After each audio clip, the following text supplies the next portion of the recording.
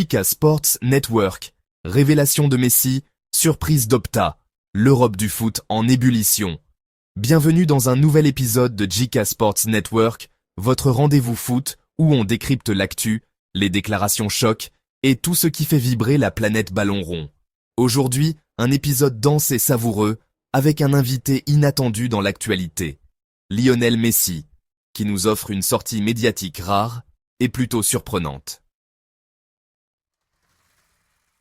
Pour en parler, je suis accompagné de mes deux complices, Marc, notre stratège du jeu, et Sophia, experte internationale et toujours connectée aux coulisses.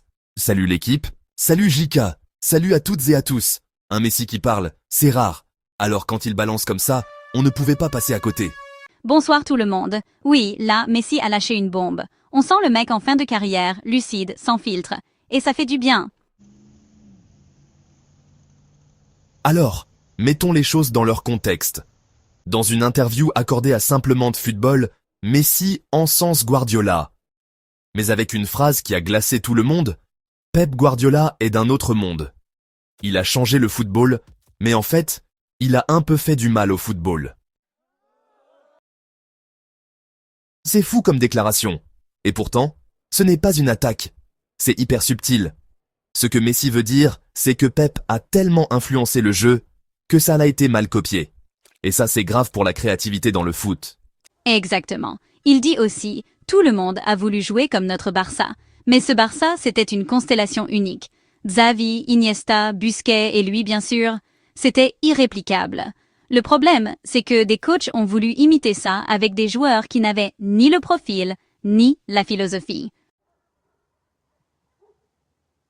Et ce n'est pas la première fois qu'on entend ce genre de critique. Capello avait dit que Guardiola avait tué le football. Gary Neville trouve City ennuyeux. Marc, est-ce que le jeu est devenu trop robotisé? Complètement. Trop de possession pour de la possession. Moins de folie, moins d'improvisation. Et c'est là où Messi est touchant. Lui, il aimait l'alchimie, pas juste la tactique. Sophia, Messi a aussi parlé de son avenir et de son retour avorté au Barça. Oui, il avoue qu'en 2023, après le PSG, il voulait revenir au Barça. Il le dit cash. Je voulais revenir là où j'ai toujours voulu être. Mais ce n'était pas possible. Encore une fois, à cause des finances du club. Il ajoute aussi qu'il ne voulait plus aller dans un autre club européen. Résultat, il file à l'Inter Miami. Une décision familiale, post-mondiale. Et on le comprend. Il a tout gagné, il voulait un cadre paisible, après la folie PSG. Bon, on change de sujet, direction la Ligue des Champions, avec une actu inattendue venue de chez Opta. Leur supercalculateur annonce un nouveau favori pour la victoire finale, Arsenal. Opta a dévoilé les nouvelles projections de son célèbre supercalculateur à l'issue des quarts de finale de la Ligue des Champions. Et surprise, Arsenal est désormais considéré comme le favori pour soulever le trophée, 28,7%, devant l'Inter Milan, 25,5%, et le PSG, 24%. Le FC Barcelone, qui dominait encore les projections avant les quarts, chute à la 4e place, 21,8%. Les Gunners profitent de leur qualification autoritaire face au Real Madrid pour passer en tête des probabilités.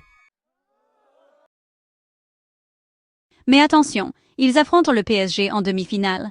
Et ce PSG-là, avec Mbappé qui rêve du titre, c'est pas un cadeau. L'autre affiche, Inter-Barça, c'est un choc tactique de haut niveau. C'est clair. Et pendant qu'on parle de Ligue des Champions, faut aussi faire un tour par la Ligue Europa, où les demi-finales sont désormais connues. Tottenham, Bilbao et surtout, Bodø Glimt sont au rendez-vous. Tottenham sort Francfort avec un but de Solanke. Bilbao a géré les Rangers avec sang-froid. Et Bodø Glimt, franchement, ils ont retourné la Lazio au tir au but après un match d'anthologie. Ouais, mention spéciale à Elmersen pour le but en prolongation. C'est une équipe de fous furieux. Ils n'ont rien à perdre, donc tout à gagner. Et en Ligue Europa Conférence, 2 qualifiés aussi. Chelsea et Djurgårdens. Les Blues ont assuré malgré une petite défaite face au Legia. Djurgårdens, eux, ont renversé le Rapid Vienne, et pas qu'un peu. Réduits à 10, ils s'en sortent avec un 4-1 après prolongation.